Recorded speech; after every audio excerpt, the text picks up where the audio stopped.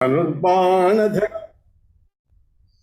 శ్యామం, ధనుర్బాణధర బాణాలను ధరించి శ్యామం ఆ నల్లని దేహంతో జటావల్కల భూషితం ఆ జటాధారి అయ్యి నారచీరలు కట్టుకున్నటువంటి వాడు అయ్యి అపీచ్య వయసం సీతాం సీతాదేవిని వెతుక్కుంటూ ఉచిన్వంతం వెతుక్కుంటూ వచ్చినటువంటి వాడివి నువ్వు ఆ లక్ష్మణుడితో పాటు లక్ష్మణుడితో పాటు ఉన్నటువంటి నీ రూపాన్ని నేను నా మనస్సులో ఎల్లప్పుడూ చింతిస్తూ ఉంటాను. నాకు ముక్తి అక్కరలేదు. అపీచ్య వయసం అంటే మంచి యవ్వనంలో ఉన్నటువంటి వయస్సులో ఉన్నటువంటి వాడివి అని అర్థం. అలాంటి వాడు ఇప్పుడు నా ఎదురుగుండా వచ్చి నిలబడ్డాడు. ఆయన ఇదమేవ సదా మే స్యాన్మానసే రఘునందన, ఇదే స్వరూపాన్ని ఎవరు? సర్వజ్ఞ శంకర సాక్షాత్ పార్వత్యా సహిత, సదా ఎల్లప్పుడూ పార్వతీ సహితుడయ్యి ఉన్నటువంటి సర్వజ్ఞుడైనటువంటి ఆ శంకరుడు ఎల్లప్పుడూ కూడా ఇదమేవ సదా ఎల్లప్పుడూ ఈ రూపాన్నే ఆయన మనసులో తన యొక్క మనసులో పెట్టుకుంటాడు, ధ్యానిస్తూ ఉంటాడు. ఇంకా ధ్యానిస్తూ ఉండి ఆయన ఇంకోటి ఏం చేస్తాడు తెలుసా? త్వద్రూపమేవం సతతం ధ్యాయన్నాస్తే రఘుత్తమ ముమూర్షాణం తదా కాశ్యాం తారకం బ్రహ్మవాచకం. మనం కాశీఖండంలో ఏ చదువుకున్నాం? అక్కడ కాశీలో మరణించే వాళ్ళకి ఆయన తారక మంత్రం ఉపదేశిస్తాడు. ఆ మంత్రం ఉపదేశిస్తాడని కాశీఖండంలో చెప్పుకున్నారు. కానీ ఇక్కడ ఏం చెప్తున్నాడు అంటే తారక మంత్రం అంటున్నాడు. తారక మంత్రం అంటే ఏంటి? తరింపజేసేది అని అక్కడ అర్థం. ఇక్కడ ఈయన దృష్టిలో తరింపజేసే మంత్రం ఏది? రామనామం. కాబట్టి ఈయన ఈ కబంధుడు తారక మంత్రాన్ని సర్వజ్ఞుడైనటువంటి శంకరుడు పార్వతీదేవితో కలిసి మనసులో ఉంచుకున్నటువంటి ఆ మంత్రాన్ని వాళ్ళ యొక్క ముముక్షులకి చెప్తాడు అని. అంతే కదా. ఇప్పుడు ఈ శ్లోకం ఉంది, శ్రీరామ రామ రామేతి రమే రామే మనోరమే సహస్రనామ తత్తుల్యం రమనామ వరాననే. ఓ పార్వతీదేవి, ఓ వరానన అయినటువంటి ఓ పార్వతీదేవి, శ్రీరామ రామ రామ ఇతి అని శంకరుడు పార్వతీదేవికి చెప్తున్నాడు. అదే చెప్తున్నాడు ఈయన కూడా. అలాంటి ఆ తారక మంత్రాన్ని అక్కడ ముముక్షువులకి తదా కాశ్యాం కాశీలో తారకం బ్రహ్మవాచకం అని చెప్తున్నాడు ఆయన. కాబట్టి నువ్వు ఓ స్వామి, ఓ జానకీనాథ, రామ రామేతి ఉపదిశ సదా సంతుష్ట మానస, రామరామ ఇతి అనేది అంటే దీన్ని ఎప్పుడు కూడా సంతుష్ట మానసుడిగా ఉంటుందని. అతస్త్వం జానకీనాథ పరమాత్మ సునిశ్చిత. ఓ పరమాత్మ, నువ్వు జానకీనాథుడివి. ఓ జానకీనాథ, నీవే పరమాత్ముడివి. ఇది సునిశ్చిత, దీంట్లో అనుమానం లేదు. సర్వే తే రమాయయా మూఢాస్త్వాం న జానంతి తత్వతః. ఈ మోహితులైనటువంటి జనాలు ఉన్నారే, ప్రజలు, వీళ్ళందరూ నీ వాస్తవమైనటువంటి నీ స్వరూపాన్ని తెలుసుకోలేరు. వాళ్ళకి ఎలా తెలుస్తుంది? ఎందుకంటే వాళ్ళు మోహింపబడి ఉన్నారు. నమస్తే రామభద్రాయ వేదసే పరమాత్మనే. ఓ రామభద్ర, ఓ వేదసే అంటే మహావిష్ణు స్వరూప, మహావిష్ణువనే, బ్రహ్మదేవా, బ్రహ్మ ఎంత దాని అర్థం అదే. ఓ పరమాత్ముడా, జగత్ సృష్టికారక అయినటువంటి ఓ పరమాత్మ, నీకు నమస్తే నమస్తే నమస్తే నమః. అయోధ్యాధిపతే తుభ్యం నమః సౌమిత్ర సేవిత. లక్ష్మణుడి చేత సేవింపబడేటటువంటి ఓ అయోధ్యాధిపతే, నీకు నాకు నా నమస్కారం. తుభ్యం నమః, నీకు నా నమస్కారం. త్రాహి త్రాహి జగన్నాథ, నన్ను రక్షించు స్వామి, నన్ను మాం మాయా నావృణోతు మే. ఆ మాయ నన్ను ఆవరించకుండా నన్ను కాపాడు తండ్రి. రాహి, నన్ను రక్షించు అని ఆ కబంధుడు అంతటి అద్భుతమైనటువంటి స్తోత్రం చేసిన తర్వాత శ్రీరాముడు సంతోషించాడు. సంతోషించి, ఓ దేవ గంధర్వ, తుష్టో అహం, నేను సంతృష్టి పొందాను. దేవ గంధర్వ భక్త్యా స్తుత్యా చ తే అలఘ, నువ్వు భక్తి చేత చేసినటువంటి స్తుతి చేత నేను తృప్తున్నయ్యాను. నీవు పాపాలు పోగొట్టుకున్నావు, నువ్వు చేసినటువంటి పాపాలన్నీ పోయినాయి, అందుకని అనఘుడు అయ్యావు. యోగులు ఇక్కడ యాహిమే పరమం స్థానం యోగి గమ్యం సనాతనం. యోగులు ఏం కావాలనుకుంటారు? సనాతనమైనటువంటి ఆ మోక్షం, పరమపదాన్నే కోరుకుంటారు. కాబట్టి వాళ్ళు చేరదగినది కూడా అదే. నీవు కూడా నా పరమస్థానానికి వెళ్ళు. ఎవరైతే ఈ ఈ ఈ స్తోత్రాన్ని ఆయన ఎంత గొప్పగా రాముడు చెప్పాడంటే, జపంతియే నిత్యమనన్య బుద్ధ్యా భక్త్యా త్వదుక్తం స్తవం ఆగమోక్తం. వేదాల చేత కూడా పూజించబడేటటువంటి, చెప్పబడేటటువంటి ఈ స్తోత్రాన్ని భక్తితోటి కనుక ఎవరైనా చెప్తే, జపిస్తే నిత్యం, ఇంకా వేరే మనసులో ఇంకోటి ఏమీ లేకుండా దీన్నే గనక జపిస్తూ ఉంటే, తే అజ్ఞాన సంభూత భవం విహాయ, ఈ అజ్ఞానం వల్ల వచ్చినటువంటి మొత్తం ఈ సంసారం నుంచి ముక్తి చెందుతాం, తొలగింపబడుతుంది అన్నమాట. ఈ అజ్ఞానం అంతా నీ మనస్సులోంచి ఊహించి చివరిలో అంతంలో జగద్రూప కార్యము ద్వారా మాం యాంతి నిత్యానుభవానుమేయం, అంటే నిత్యుడును పరమాత్ముని అయినటువంటి నన్నే అందరూ చేరుతారు. అందరూ అంటే ఎవరైతే ఈ స్తోత్రం చక్కగా చేసుకుంటారో, మనసులో నిత్యం అనన్యంగా నిష్ఠతో గనక చేసుకుంటారో వాళ్ళందరూ నన్నే చేరుకుంటారు, నా యొక్క పరమపదాన్ని చేరుతారు అని ఆయన ఫలశ్రుతి కూడా ఆయన చెప్పాడు. ఇది అరణ్యకాండలో 9వ స్వర్గం పూర్తయింది. ఇంకా 10వ స్వర్గంలోకి వెళ్తున్నాం.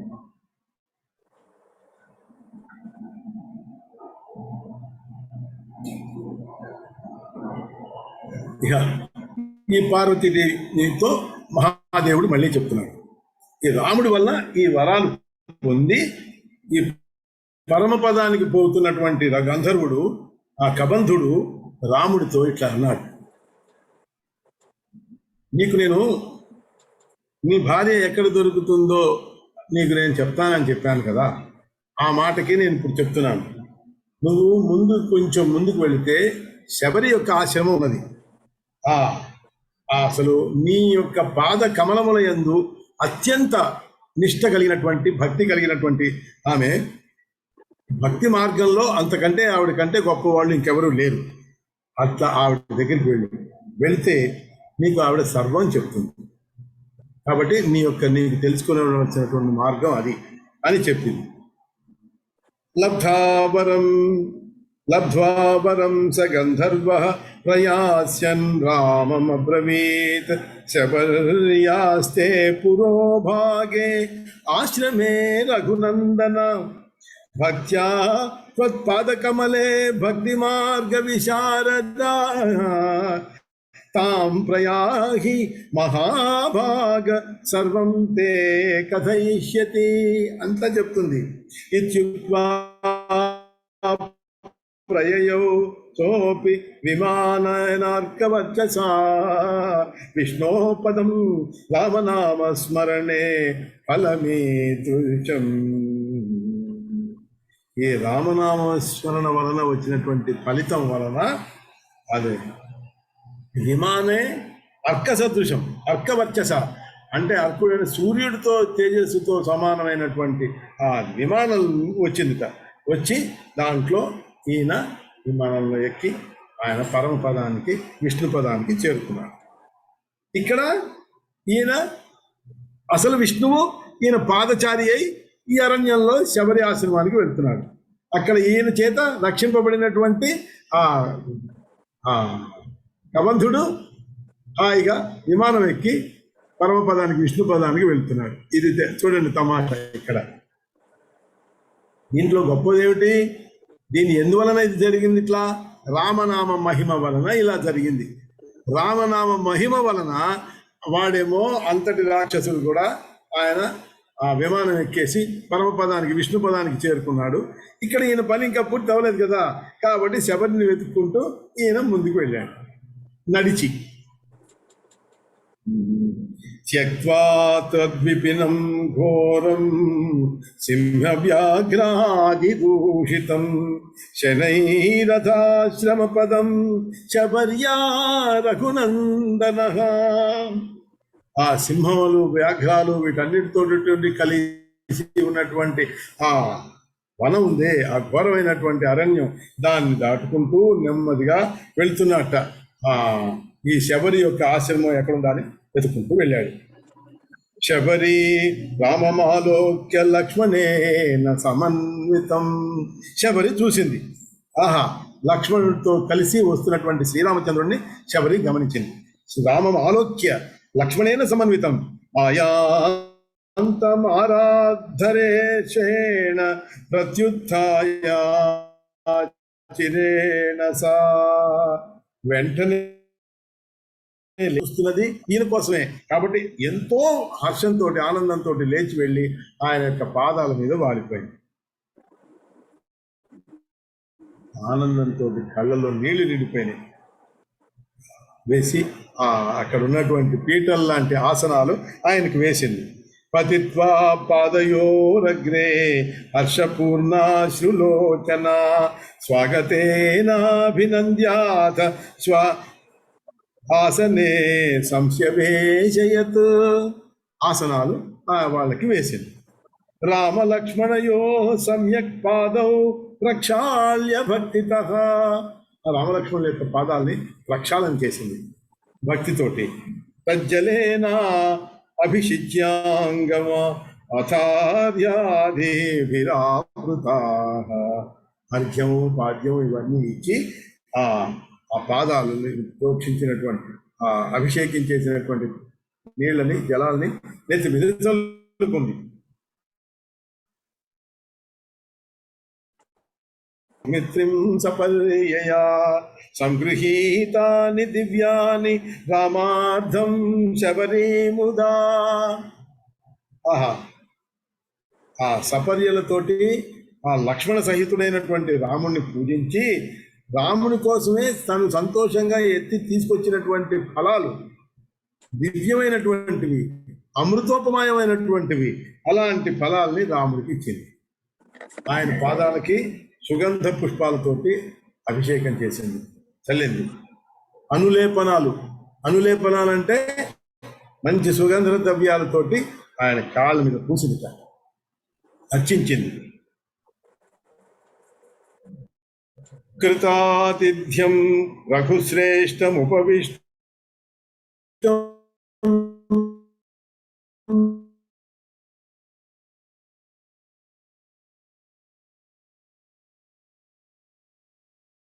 సహానుజం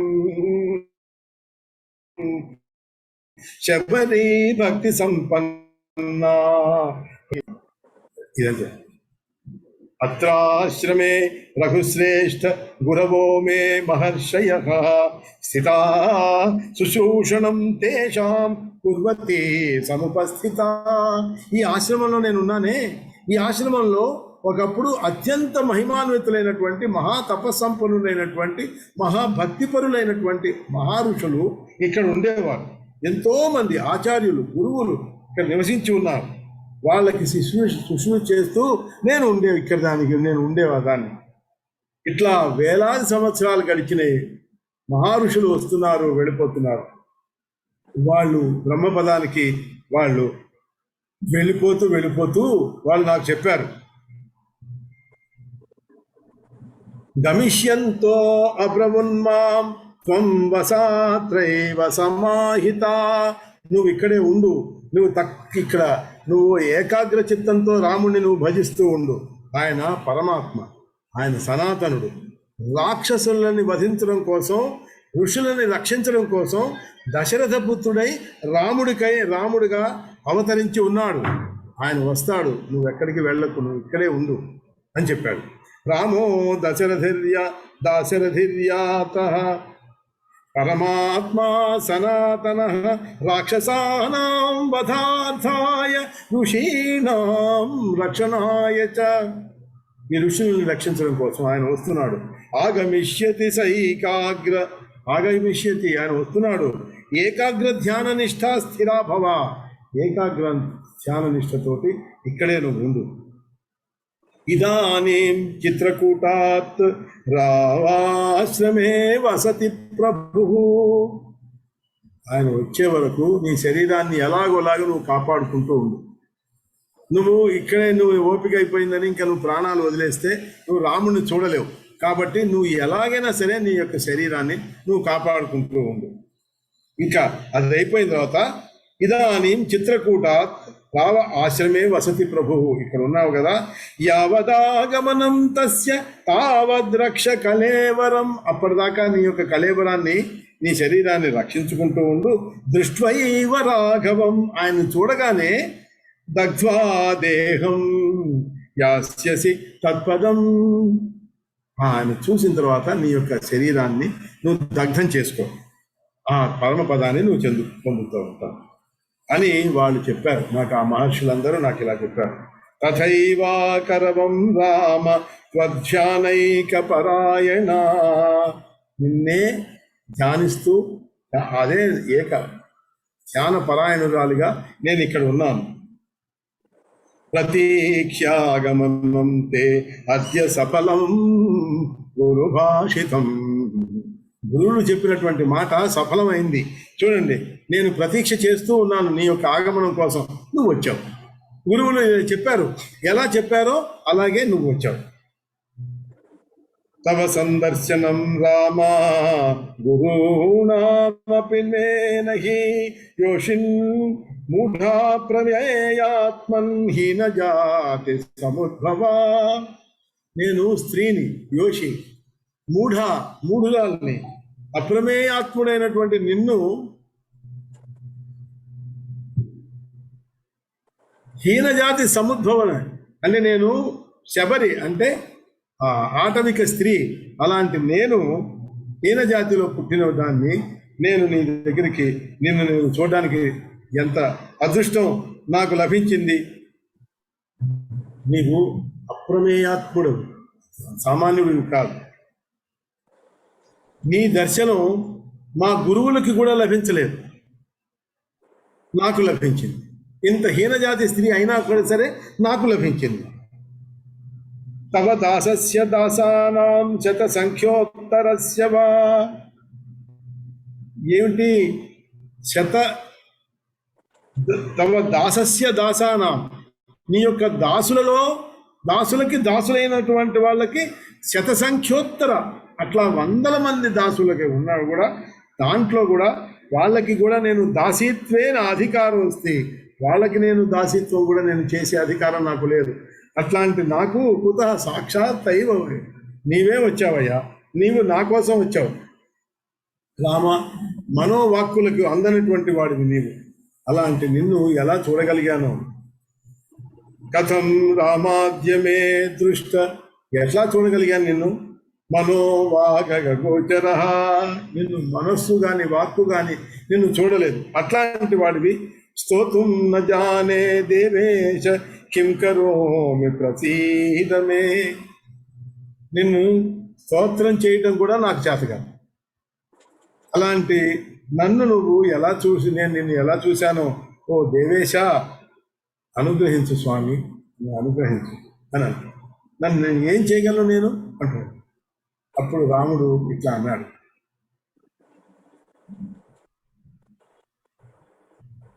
పుంస్త్వే స్త్రీత్వే విశేషో నా జాతి నామాశ్రమాదయః న కారణం మద్భజనే భక్తిరేవ ఈ కారణం.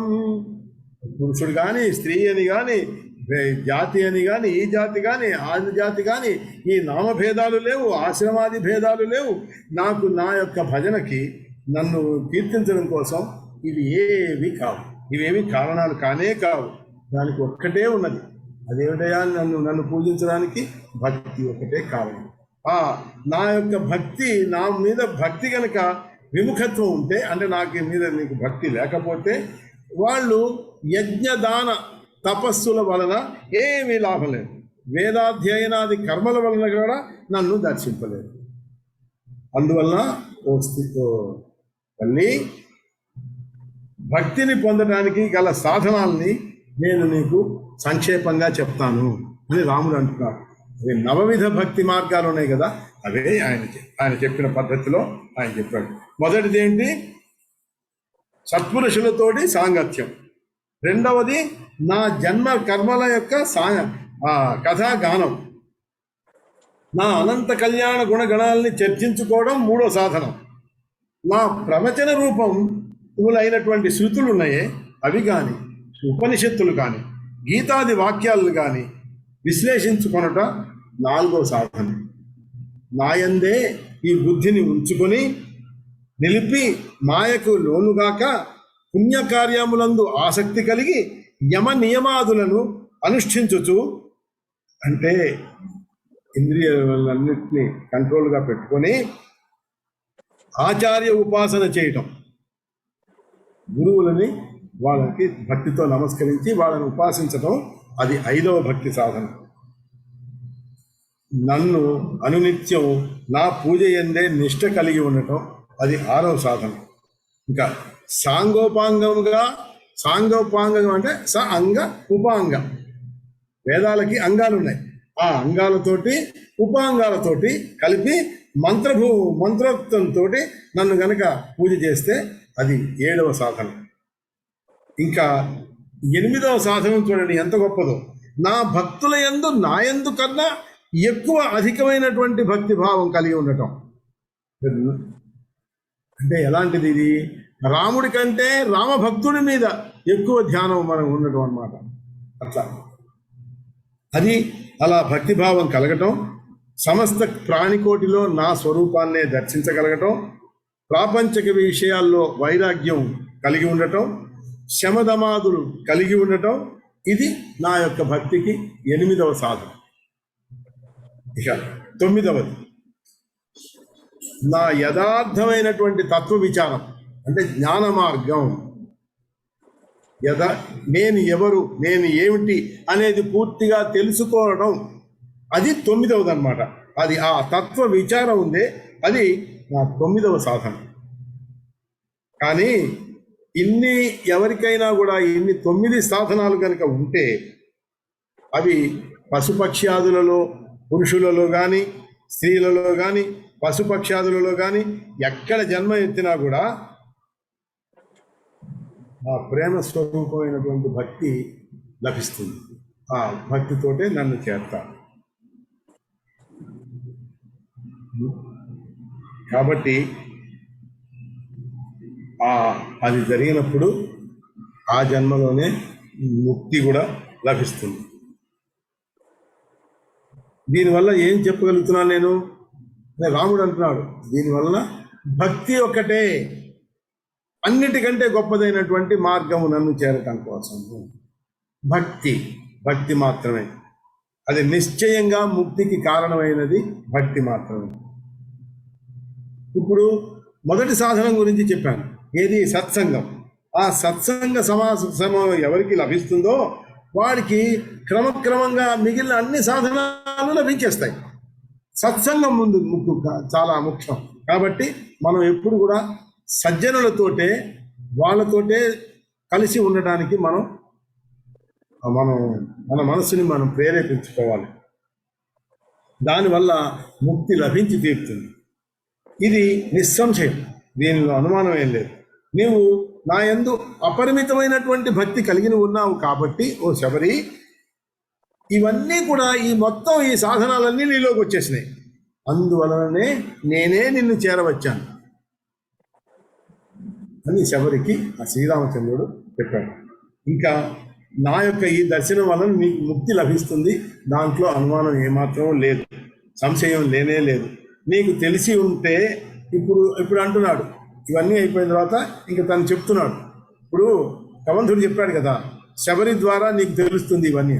ఇప్పుడు నీకు తెలిసి ఉంటే నా సీతాదేవి కమలలోచన కమలపత్రాక్షి అయినటువంటి ఆ సీతాదేవి ఎక్కడ ఉందో చెప్పవమ్మా.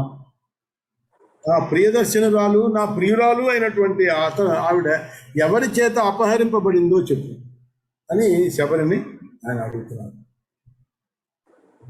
అప్పుడు శబరి అన్నది, దేవ జానాసి సర్వజ్ఞ సర్వం త్వం విశ్వభావన తథాపి పృచ్ఛసే యన్మాం లోకాననుస్మృత ప్రభో. స్వామి నీకేం తెలీదా? అన్నీ నీకు తెలుసు, సర్వజ్ఞుడివి, నీకు అన్నీ తెలిసి నువ్వు నన్ను అడుగుతున్నావు. ఎందువల్ల అలా అడుగుతున్నావు? లోకానుసారత్వం, నువ్వు మానుష్య భావంతో ఉన్నావు కాబట్టి ఆ లోకం యొక్క మర్యాదను పాటించడం కోసం నువ్వు నన్ను అడుగుతున్నావు.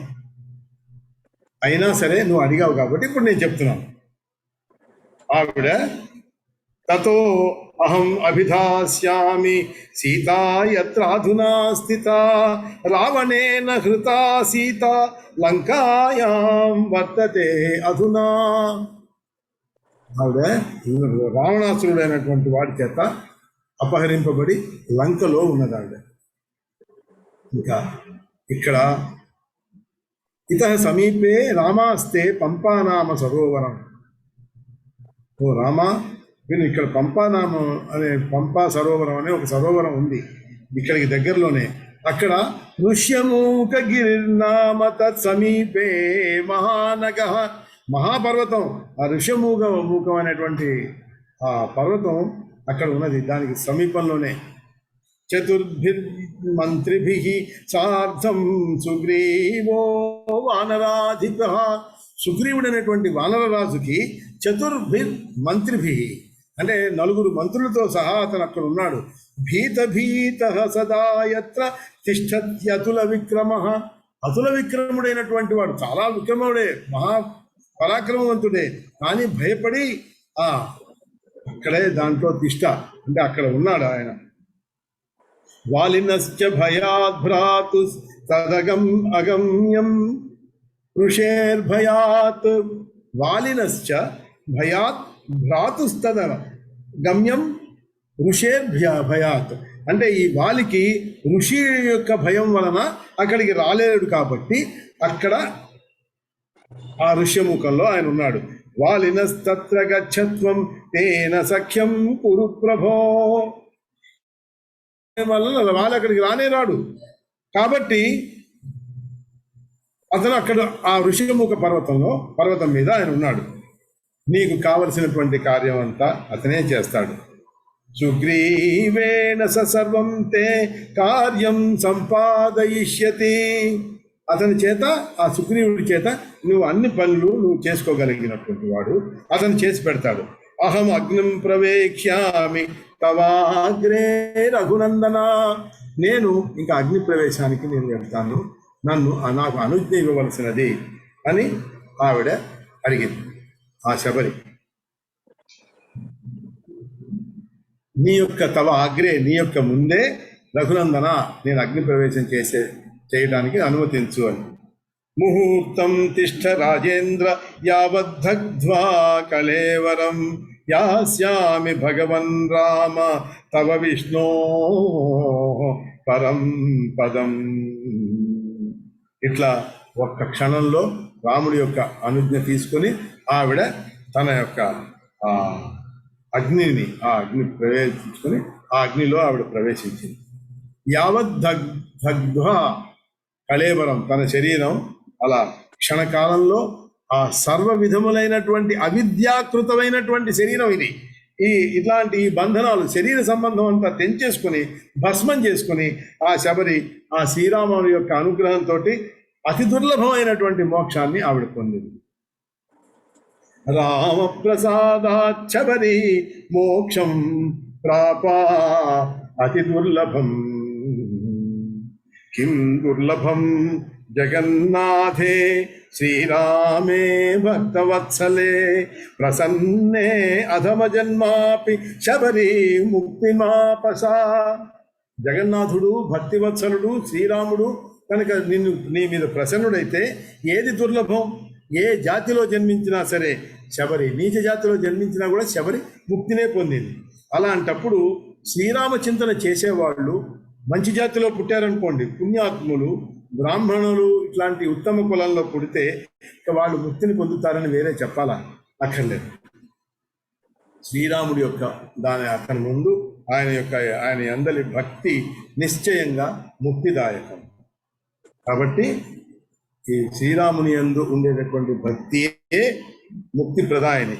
భక్తిర్ముక్తి విధాయిని భగవతః శ్రీరామచంద్రస్య హే లోకాః కామదుఃఖాంఘ్రి పద్మ యుగళం సేవధ్వను ఉద్యుక్సతాః నానా జ్ఞాన విశేష మంత్ర వితతిం త్యక్త్వా సుదూరే భృశం రామం శ్యామతనుం స్మరారి హృదయే మాంతం భజధ్వం బుధా. ఓ బుద్ధిమంతులారా, ఈ సర్వ విధములైనటువంటి ఈ లౌకికమైనటువంటి ఈ వైదిక జ్ఞాన విశేషాలని, మంత్రాలని ఇవన్నీ వదిలిపెట్టేయండి. ఇవన్నీ అక్కర్లేదు మీకు.